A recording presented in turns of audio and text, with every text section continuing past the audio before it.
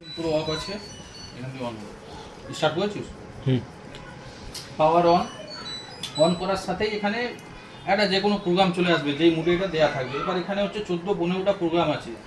এই দাগটা যেই প্রোগ্রামের সিম্বলে থাকবে সেই প্রোগ্রামটা তখন কাজ করবে। স্যানিটাইজ হয়ে গেল স্যানিটাইজ হয়ে গেল হসপিটালের কাপড় বা ছোট বাচ্চাদের কাপড়, এগুলোর জন্য এখানে আপনার গরম জলের টাইমিং এগুলো সব নিজে নিয়ে নেয়। এবার যদি কেউ সেট করতে চায় এখান থেকে, এটাতে হবেও না, 60 ডিগ্রিই নিবে।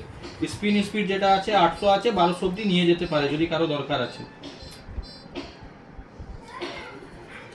স্টেন ওয়াশ, যেসব কাপড়ে দাগ ফাগ লেগে যায়, তেল চিটে টাইপের কাপড়, সেগুলোর জন্য টাইমিং নিজে নিয়ে নিবে।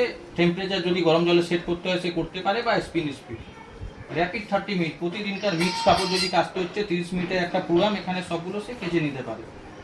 বেড অ্যান্ড ব্যাগ, এটাতে বালিশ কভার, পর্দা, ঘরের পর্দা, এগুলোর জন্য। বেবি কেয়ার, ছোট বাচ্চাদের কাপড়। বেডিং কাটান, বেড কাটানের বেডশিট, এগুলোর জন্য। রিন্স অ্যান্ড স্পিন, এখানে হচ্ছে শুধু এখানে জল কাচা ড্রাই হবে, ওয়াশ আপনাকে বাইরে করে নিতে হবে।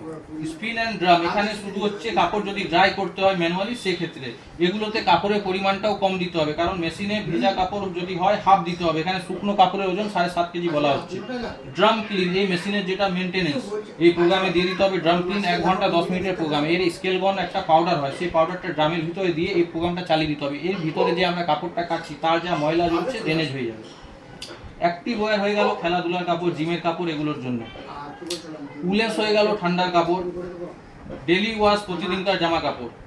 ইকো কাটান, সুতি কাপড়, কাটানেও সুতি কাপড়ই দেওয়া যায়। আর ডেলিকেটস হয়ে গেল সফট কাপড়, যেগুলো নাইটি, শাড়ি, গামছা, গেঞ্জি, এসব টাইপের কাপড়। এখানে কিছু এক্সটার্নাল ফাংশন দিয়েছে, যেমনি মাল্টি রিন্স, মেশিনে প্রত্যেকটা প্রোগ্রামে একটা রিন্স হয়। এবার এখানে যদি আমি এটা প্রেস করে দিই, একটা এক্সট্রা রিন্স বেশি পাওয়া যাবে। ফ্রেশ কেয়ার, আমরা যে মেশিনটা চালাই, মেশিনটা চালানো একটু বন্ধ হয়ে যায়, কিন্তু এই মুডে মেশিনটা কাজ হয়ে যাওয়ার পরও 6 ঘন্টা স্লো মুডে ঘুরতে থাকবে, তারপরে মেশিনটা অফ হবে। এটাই হচ্ছে ফ্রেশ কেয়ারের কাজ। র্যাপিড যেটা আছে, যতটা র্যাপিড 30 মিনিটের প্রোগ্রাম আছে, আর একটু এক্সটার্নাল অ্যাড করা যায়। পাওয়ার অন বাটন, এটা স্টার্ট অ্যান্ড পজ বাটন। এই মেশিনে যতটা কাপড় দেওয়া হচ্ছে তার 70% কাপড়, যতটা ড্রামের লেভেল আছে 70% কাপড় দিতে হবে, 30% গ্যাপ রাখতে হবে।